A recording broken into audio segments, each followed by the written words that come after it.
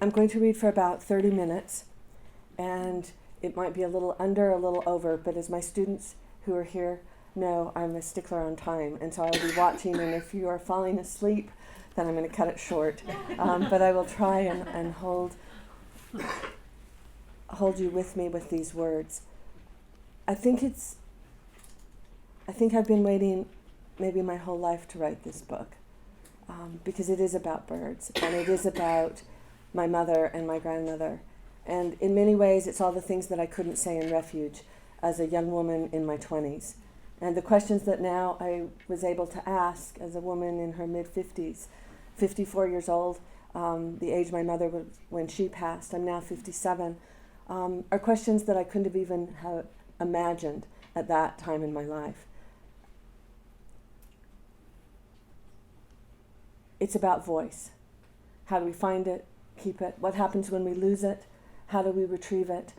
And I don't care who we are.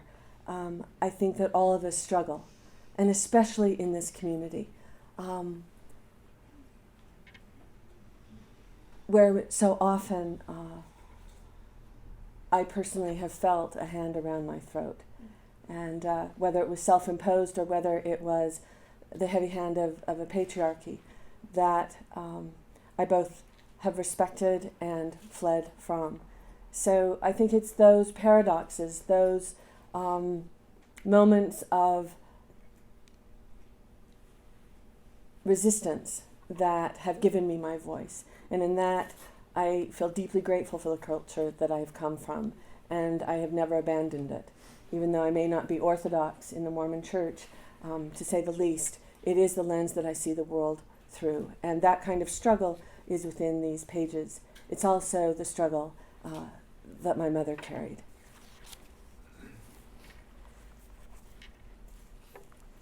What if there were a hidden pleasure in calling one thing by another's name? Ray Armantrout. I am 54 years old, the age my mother was when she died. This is what I remember. We were lying on her bed with a mohair blanket covering us. I was rubbing her back, feeling each vertebra with my fingers as a rung on a ladder. It was January, and the ruthless clamp of cold bore down on us outside. Yet inside, Mother's tenderness and clarity of mind carried its own warmth. She was dying in the same way she was living, consciously. I am leaving you all my journals, she said, facing the shuttered window as I continued rubbing her back. But you must promise me that you will not look at them until after I am gone. I gave her my word, and then she told me where they were. I didn't know my mother kept journals. A week later, she died. That night, there was a full moon encircled by ice crystals. On the next full moon, I found myself alone in the family home. I kept expecting Mother to appear. Her absence became her presence. It was the right time to read her journals. They were exactly where she said they would be. 3 shelves of beautiful cloth-bound books, some floral, some paisley, others in solid colors. The spines of each were perfectly aligned against the lip of the shelves. I opened the first journal. It was empty. I opened the second journal. It was empty. I opened the third. It too was empty, as was the fourth, the fifth, the sixth, shelf after shelf after shelf. All of my mother's journals were blank.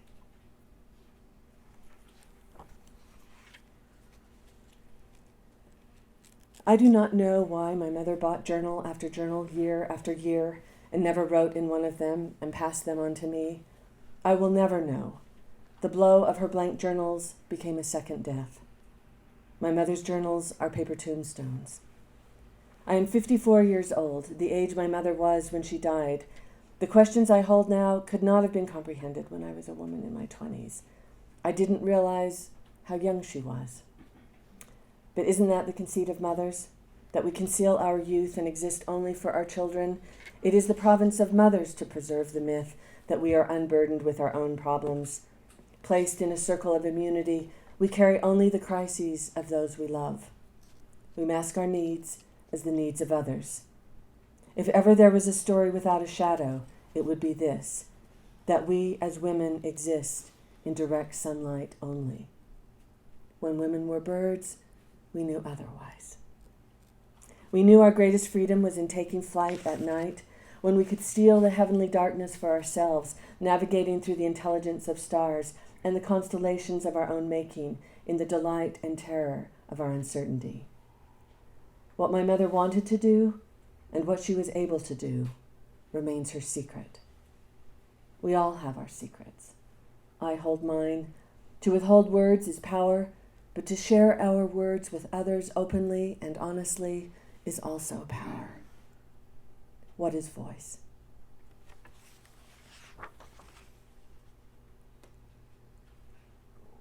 I am writing on the blank page of my mother's journal, not with a pen, but a pencil.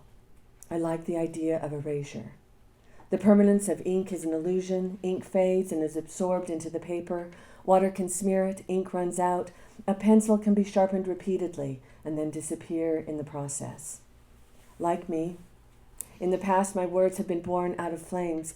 Today my words emerge from water. A woman's water breaks and she goes into labor. Birth is imminent. A writer's imagination breaks loose and she too goes into labor. Everything feels new. A new year, a new decade, a new blank page. I am writing on a blank page of my mother's journals, not with a pen, but a pencil. I like the idea of erasure. 1, to rub or scrape out. 2, to eliminate completely. 3, to obliterate. 4, to murder. 5, to give way to effacement readily or easily. 6, to remove, rub out. Part of speech, verb, synonym, abolish, annul, black out, blank, blot, blue pencil, cross out, cut out, delete, disannul, dispatch, efface, eliminate, excise, expunge, extirpate, gut, kill, launder, negate, nullify, obliterate, scratch out, stamp out, strike out, take out, trim, wipe out, withdraw, X. Erasure. What every woman knows, but rarely discusses. I don't mind erasure if it's done by my own hand, my choice. Write a word, not the right word. Turn the pencil upside down, erase, back and forth on the page, pencil upright, begin again. Point on the page, pause. Find the right word. Write the word, word by word. The language of women so often begins with a whisper. I am leaving you all my journals. When silence is a choice, it is an unnerving presence. When silence is imposed, it is censorship. My mother's journals are an obsession. My mother's journals are an obsession shared. My mother's journals are a possession. My mother's journals now possess me. My mother's journals are desire. My mother's journals are my desire to know. My mother's journals are evidence. My mother's journals are evidence she knew me. My mother's journals are the power of absence. My mother's journals are the power of presence. Matilda Thomas was born 1 year ago on New Year's Day. Her father is my nephew, Nate. Her mother's name is Gina, and she is a first-generation Korean American. In Korean tradition, as you may know, on a child's first birthday, she is presented with vocational objects placed on a table, representing the work of the parents, aunts and uncles, grandparents, guests. A dollar bill for wealth is included, alongside a bullet or a replica of a gun to represent military service. The child stands before the objects and is invited to pick what delights her. Whatever the child chooses, tradition says that's what she will become. Pick 2 more, and they portend the accompanying passions. Matilda picked a cook's large spoon, a chef. She picked her father's BlackBerry, a lawyer, and her auntie's pencil, a writer. I whispered in Matilda's ear when no one was looking, a pencil is a wand and a weapon. Be careful. Protect yourself. It can be glorious. My mother left me her journals, and all her journals were blank. Emily Dickinson wrote poems in her bedroom and kept them largely secret. The poet Susan Howell writes, she may have chosen to enter the space of silence, a space where power is no longer an issue, where gender is no longer an issue, where voice is no longer an issue. where the idea of a printed book appears as a trap. I wonder if I should have given Matilda a blank piece of paper instead. My dear Matilda, I write you this letter with the tip of a feather, dipped in blood. No, that would not be fair.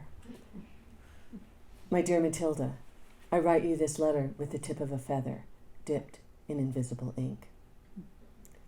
It was Mother who showed us how to write secret messages with lemon juice. She would pick a lemon, roll it on the counter with her hands, then slice it in half and squeeze the juice into a bowl. With paintbrushes in hand, we would write our words on parchment paper. A match was lit, the flame burned beneath the paper. What was hidden magically appeared. My mother's journals are written with invisible ink. One day, I was sitting in my treehouse. I spotted a white bird perched directly above me. It was unlike anything I had ever seen. I went into the house to call my grandmother, still watching the ghost bird through the glass sliding doors that faced the trees. I explained the size and shape of this mysterious bird to be that of a robin, only without a brown back, black head, red breast. She listened carefully. We both had our bird books, our field guides in hand. Perhaps it's an albino, she said, a bird without pigmentation, even its eyes without color. That very word albino was a revelation to me. She might as well have said, of the spirit world. It was indeed a robin, the most common of birds, free of its prescribed dressings, white with red eyes. I was inspired and called her the Holy Ghost. When I reported this finding to our local Audubon chapters, as an 8-year-old bird watcher, the president, Stanley Mulick, said that because of my age, he could not legitimately count it as a credible sighting. My grandmother simply shook her head and said, "You know what you saw. The bird doesn't need to be counted, and neither do you." What needs to be counted on to have a voice? Courage, anger, love. Something to say, someone to speak to, someone to listen. I have talked to myself for years in the privacy of my journals. The only things I've done religiously in my life are keep a journal and use birth control. My first journal had a lock and key. It was a diary made of light blue leather embossed with a gold border. My thoughts and secrets were safe from my brothers, even you, Dan. It was a gift from my great-grandfather, Lawrence Blackett, Mimi's father, to commemorate my 8th birthday and baptism into the Mormon Church. Mormon women write. This is what we do. We write for posterity, noting the daily happenings of our lives. Keeping a journal is keeping a record, and I have hundreds of them. Hundreds of journals filled with feathers, flowers, photographs, and words, without locks, open on my shelves. I have more journals still, with field notes from the Arctic to Africa, to days spent at the Prado, to time shared among prairie dogs. Daybooks with calendars, shopping lists, and accounting figures are strewn across our home. I cannot think without a pencil in hand. If I don't write it down, it doesn't exist. Mother knew this about me. She also knew and more than understood the Mormon promptings to become a scribe. In our possession, passed down from mother to daughter, we have many journals written in the most elegant script by our forebears, especially women who practice polygamy. I take personal pride in a journal entry made by my great-great-grandmother Romney, who chastises her husband for taking a third wife who was, quote, a pretty but sickly little thing, unfit to lift a hoe in the fields or bring in bushels of sugar beets, adding to my burden of household chores, ... One can only speculate why she was brought home in the first place. Mother was a private woman, not a silent one. She would often say, I don't want people knowing my thoughts. She was a coyote, a trickster, a woman deflecting an interest in her to an interest in others. In my mother's presence, you were heard. And she always left knowing a lot more about you than you knew about her. She preferred it that way. She was warm and gracious in public, but she was a master at maintaining her privacy. Intimacy was on her terms. When Mother did share, and she shared deeply with those closest to her, her eyes were penetrating. What do you think? She would ask. It made sense that what she bequeathed to me was a mystery. My mother's journals are an act of defiance. My mother's journals are an act of aggression. My mother's journals are an act of modesty. To be read, to be heard, to be seen. I want to be read. I want to be heard. I don't need to be seen. But to write requires an ego, a belief that what you say matters. Writing also requires an aching curiosity, leading you to uncover what is gnawing at your bones. Words have a weight to them. How you choose to present them and to whom is a matter of style and choice.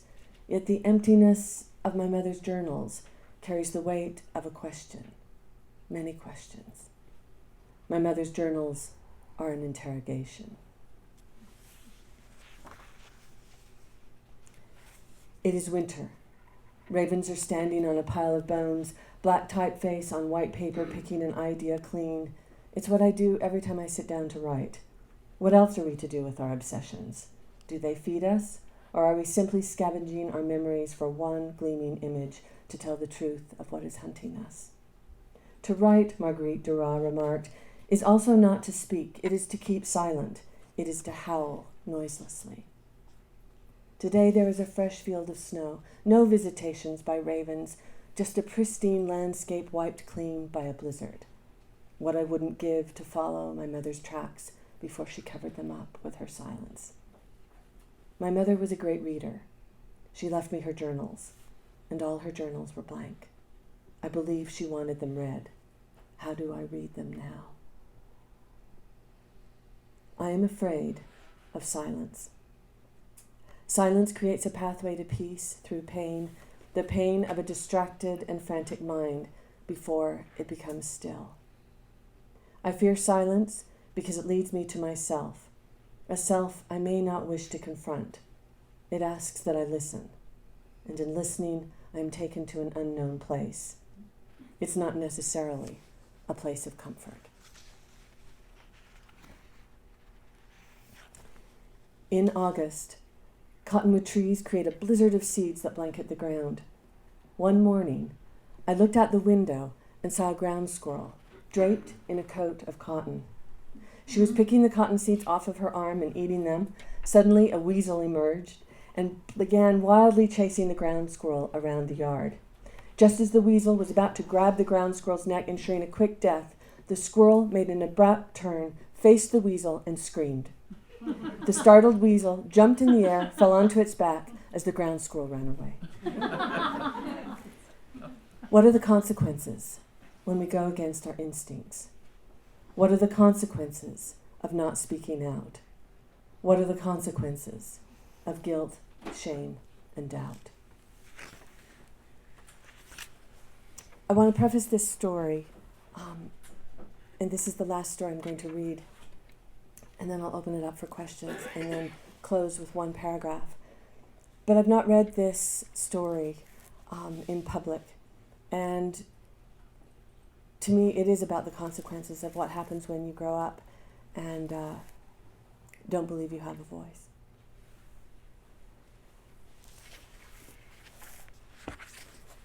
I had seen him around. He was striking, 30-something, tan, blonde, and fit. If you saw him once, you would remember him again. I did remember him. I felt as though I had been carrying a part of him around the edges of my attention. So when he appeared, it was as though he came to retrieve what was his. "My name is Joseph," he said. "Would you like to go for a walk?" "I'm working," I said. "I don't have the time."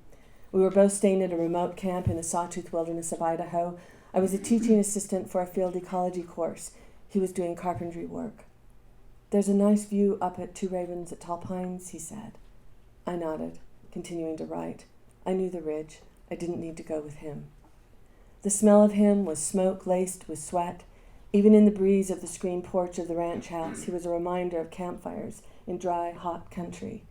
Even his hands were dusty. "I'll have you back by dinner." I looked up. He looked down at my moccasins. "Put on your hiking boots." I don't know why I ignored my body's instincts, my own intuition. It had all the ingredients of an ill-fated story. Mimi had read us Andersen's and Grimm's fairy tales backwards and forward. I preferred Grimm's because they were darker, scarier, more trustworthy. The box set of green and red books were tattered and worn. We all had our favorites. I always wanted to hear the story of Snow White. I liked the idea of a talking mirror and the wicked queen obsessed with her own fading beauty and threatened by her endless question, who is the fairest of them all? Disguised, she tries 3 times to kill Snow White. First, with corset laces so tight they cause her to faint. Second, with a poisoned comb. And third, with a poisoned apple. But Snow White always managed to escape death and return to life, foiling her wicked stepmother. For me, it became a love story of Snow White and the prince, how to remain hidden, yet have your powers known, and survive what threatens you. The 7 dwarfs seemed credible to me, growing up in a large extended family where each member provided and protected one another with their own eccentricities. Joseph wore me down. It was easier to say yes than to say no. I put my pen and papers down, put on my hiking boots, and followed him. How bad can this be, I thought. The fresh air will do me some good. So you're Hathaway's assistant? I am. What's the class? Field ecology. How many students do you have? 10. I didn't want to be rude, but I didn't want to engage. How long are you here? 2 weeks. Just then, a great horned owl swooped in front of us. Startled by its proximity, I stopped and followed it with my eyes until I saw where it landed in a lodgepole. I left the trail and quietly walked toward the owl. Joseph continued up the trail until he realized I was no longer behind him. Come on, we're not there yet, he yelled, walking back. I'm going to sit here for a while. I don't get a chance to be with an owl that often. And I settled into the tall yellow grasses on the hillside. Agitated, Joseph disappeared. The owl stayed. In its cloak of feathers, it was perfectly camouflaged inside the slanted light of the pines. The owl did not move, its eyes fixed on mine, yellow eyes like flames in the forest. Who knows how much time passed in the shifting shadows of dusk? Owls are duplicitous. They are both warning and comfort. On this occasion, I refused the warning and settled into the comfort of its presence. I sank into the reverie of my own mind in the mountains. This was home for me, rarely a place of fear. Wild nature has its own rules. We were raised with them. Respect is primary. So is unpredictability. Keep your distance. Be aware. Always. Twig snapped. I turned around. Joseph was behind me wearing a loincloth, no shirt, with green visqueen wrapped around his forehead. I'm cold, he said. I'll bet you are, I said, wondering where he had left his clothes. Even more disturbing was where he found these, or hid them, and why. Let's head back. His demeanor was unsettling. He smelled of smoke. I left the owl, which meant leaving what I knew, and followed Joseph, now half naked, back to the main trail. When we reached the fork, instead of turning down, which was the way we came, Joseph stopped and said, let's walk up a ways until we get to Richardson's Creek, and then we can work our way down. It's a shortcut to the camp, so we won't be late for dinner. I made a calculation that continuing to follow a man who was increasingly mad was a better risk than bolting at this point. I didn't want to upset him. I can't say it was good manners exactly that kept me deferring to him when every decision I was making was sabotaging good judgment. But the effort to just keep walking seemed easier than trusting what I knew. I didn't have the energy for conflict. I kept quiet, but I made a crucial error. I was forgetting the rules of fairy tales. Bad things happen to young women in the woods. I ignored the one central tenet of every fairy tale I had ever heard. Beware of the charismatic wolf in sheep's clothing. There is evil in the world. You can be tricked. We had been walking briskly for 15 minutes when it started getting dark. Joseph was behind me. I could hear him breathing, almost panting. I walked faster, this time with my nerves speaking to me. A steep ravine loomed large. Richardson Creek was far below. This was not the way. Every hair on my body stood up. I turned around. Joseph was standing on a large square rock. The veins in his neck were protruding. The pupils in his eyes dilated black. In what seemed to be happening in slow motion, I saw him raise a double-edged axe, now reflecting light, directly over his head, with the force of his whole body about to bear down on me. Our eyes met. the axe was mine. As he lunged forward, he slipped, I ran. For 1.5 miles, I never looked back. I was late for dinner. Professor Hathaway asked if everything was okay. He had been worried. I said I'd just been on a long walk and had miscalculated the time. Why did I lie? Why didn't I tell my teacher about the terror I had just fled? I was ashamed. Perhaps it was my fault. Perhaps I'd imagined the whole thing. I hadn't trusted my instincts before going with Joseph. Why should I trust them now? That night, I moved my sleeping bag out of the ranch house into a meadow far from everyone. I felt safer outside than inside. I stared at the twinkling stars and the sweeping path of the Milky Way, but the only constellation I could see was the one in the shape of a double-edged axe. I never shut my eyes, just lay there on the ground trembling, replaying the image over and over of Joseph's dilated eyes staring through me and the throbbing terror trapped in my legs that carried me when my body turned to ice. The next day, I wrote Brooke a long letter describing everything that had happened, including a physical description of Joseph in case I turned up missing. I transferred my burden onto Brooke. Isn't this how the story goes? The distressed maiden will be saved by the prince. If I couldn't speak, Brooke could speak for me. If something happened, Brooke could tell the tale since I was mute. If I was wrong, I didn't want to damage Joseph's character. I put a small owl feather inside the envelope. I hiked down to the main road several miles away and flagged down a truck coming from Stanley. The man in the pickup stopped, rolled down his window, and asked if I was okay. I asked him if he would mail a letter for me. He obliged, and I handed him a couple of quarters for a stamp. A few days later, I was in the kitchen pouring myself a cup of tea. I was finally settling back into my daily routine. I heard the screen door squeak and slam shut. I turned around, and there was Joseph, clean-shaven and fully clothed. The same sickly smell of smoke corralled me into the corner. My heart was pounding. He was whispering, moving slowly toward me. You thought I was going to kill you, didn't you, Terry? All I could think of was the gleaming axe, his arms slowly rising above his head. I was too scared to speak. I just stood there holding my cup of tea in both hands, burning my fingers, feeling the terror tingling in my legs all over again. Why did you run? Why did you leave me after I fell? I could have been hurt. I heard myself evoke Brooke's name as though it were a magical word that could shatter this spell. Brooke? Who is Brooke? Joseph asked, suddenly manic, shifting his weight back and forth. You're married? You didn't say you were married. I thought you were a virgin. He became incoherent, mumbling, speaking in tongues. His blue eyes dilated to black once again as he retreated into a trance, touching my neck with his stinking fingers, his thumb pressing down slow and hard on the depression between my collarbones. He stared at me and finally took his hand off me like a disappointment and walked out of the pantry. No one ever saw him again. Wolves kill sheep indiscriminately if there is no eye contact. Deer or caribou meet the eyes of the wolf and lock. In a blink, a decision is made between predator and prey. Barry Lopez calls this the conversation of death. The animal agrees or does not agree to be taken. No. My eyes said no. I will not be taken. It was at that moment Joseph slipped down the side of the ravine, and I ran. In my remaining days in the Sawtooth, I wanted to tell someone, anyone, what had happened.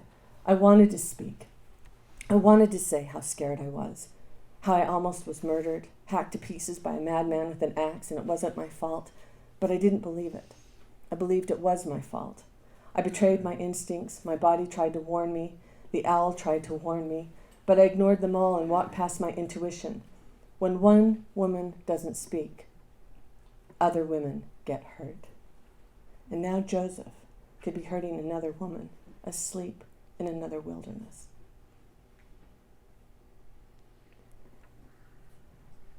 During the last week of the field course, we focused on stream studies, surveying the caddisfly and mayfly larvae living in Richardson's Creek upstream. Students started yelling frantically for us to come. We abandoned our collecting gear to see what the commotion was about. Next to the creek, Richardson's Creek, at the base of the ravine, there was a small wickiup constructed out of willows. Inside were bloody deer skulls and amulets made of bone. A small library of esoteric books on Mesoamerican cultures from Aztecs to Mayans were in orderly stacks, with sections on human sacrifice marked with pieces of torn paper. And then one of the students pulled out the double-edged axe. I became nauseous at the sight of the weapon and excused myself. I threw up. When one student found me heaving in the bushes, she asked if she could help. No thanks, it's just the flu. I said nothing to no one again. Brooke begged me to go to the police. I refused. The good Mormon girl said, I'm fine. Just let it go, I said. What is the gesture of a woman's hand covering her mouth? What is the gesture of a woman's hand covering her mouth with her eyes wide open? What is the gesture of a man's thumb pressing on the heartbeat of a woman's voice while she cries through her eyes without tears? When I hear about a young woman who has disappeared, possibly murdered, her body never found, I think about Joseph and the violence of my silence. Mimi always said, when a woman cries, she is closest to her most authentic self. I never cried in the Sawtooth Wilderness. Thank you.